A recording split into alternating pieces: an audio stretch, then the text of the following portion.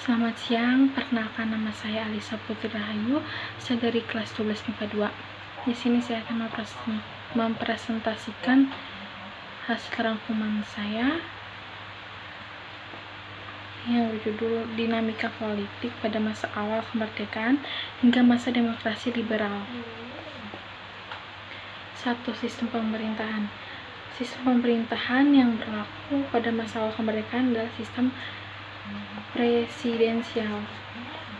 Akan tetapi, sistem pemerintahan tersebut tidak berlangsung lama karena pemerintah menerapkan sistem parlementer. Penerapan sistem parlementer bermula dari usulan BPKNIP mengenai perubahan pertanggungjawaban menteri kepada KNIP. Usulan BPKNIP ini disampaikan melalui maklumat BPKNIP nomor 5 tanggal 11 November 1945 tentang perubahan sistem ketatanegaraan dari sistem presidensial menjadi sistem parlementer. Yang kedua, kabinet pada masa demokrasi liberal. A. Kabinet Natsir. Kabinet Natsir resmi menjalankan pemerintahan pada 6 September 1950. Natsir menginginkan kabinet yang dipimpinnya bersifat nasionalis dengan kondisi koalisi dari berbagai partai. Akan tetapi, keinginan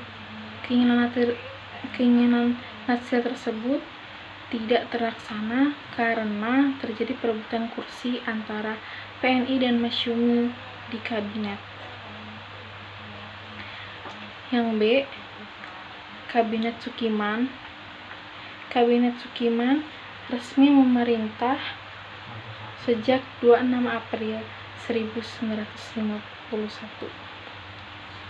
Akan tetapi kabinet Sukiman ini tidak bertahan lama karena terjadi beberapa permasalahan. Salah satunya politik luar negeri yang dianggap condong ke negara-negara barat. Kondisi ini ditunjukkan dengan penandatanganan Mutual Security Act atau MSA pada 15 Januari 1952. Yang C. Ada Kabinet Wilopo. Kabinet ini resmi memerintah sejak 30 Maret 1952.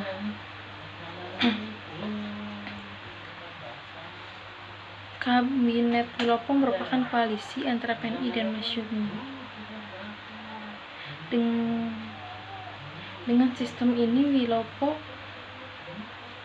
berharap kabinet mampu bekerja sama secara profesional dan menyelesaikan permasalahan bangsa tanpa mengutamakan kepentingan golongan atau kelompok tertentu.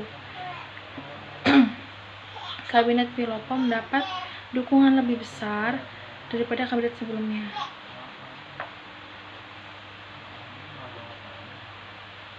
Pemerintahan kabinet Wilopo makin tidak stabil saat terjadinya peristiwa Tanjung Morawah.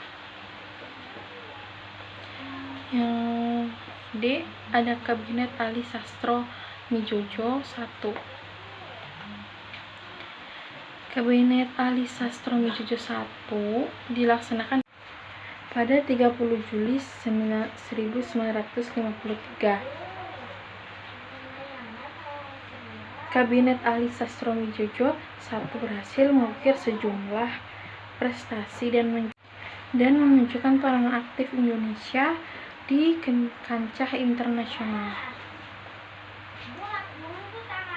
Faktor utama yang menyebabkan jatuhnya kabinet ini adalah masalah pergantian pimpinan TNI AD yang dikenal dengan peristiwa 27 Juni 1955. Selanjutnya ada Kabinet Burhanuddin Harahap. kabinet ini berhasil menyelenggarakan pemilu tepatnya pada 1955. Keberhasilan penyelenggaraan pemilu 1955 ini menandai berakhirnya masa tugas kabinet Burhanuddin Harahap. Lalu ada F, Kabinet Ali Sastromijojo II. Lalu yang terakhir ada Kabinet Juanda atau Karya. Kabinet ini dilantik pada 9 April 1957. Kabinet ini dipimpin oleh Juanda Kartawijaya. Pada masa pemerintahan Kabinet Karya terjadi pergolakan besar yang dikenal dengan peristiwa Cikini. Peristiwa ini memicu keadaan politik demokrasi liberal makin panas sehingga Presiden Soekarno mengeluarkan dekret presiden pada 5 Juli 1959. Nomor 3 ada sistem kepartean. Ini yang nomor 4 ada pemilihan umum 1955. Yang terakhir, yang kelima, ada kegagalan konstituante menyusun Undang-Undang Dasar. Pada 10 November 1956, Presiden Soekarno melantik 514 anggota konstituante. Tugas utamanya adalah merumuskan Undang-Undang Dasar baru. Akan tetapi, pada perkembangannya konstituante adalah merumuskan Undang-Undang Dasar baru. Akan tetapi, pada perkembangannya konstituante belum berhasil menyelesaikan tugas utama tersebut. Kegagalan konstituante tersebut disebabkan oleh faktor-faktor berikut. Yang A, perdebatan berlarut-larut dalam konstituante. Yang B, adanya perselisihan antar partai. Yang C, munculnya desakan untuk memberlakukan kembali Undang-Undang Dasar 1945.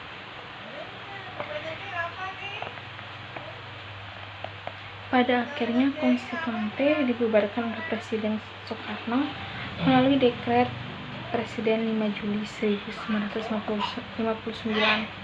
Sekian dari saya, terima kasih.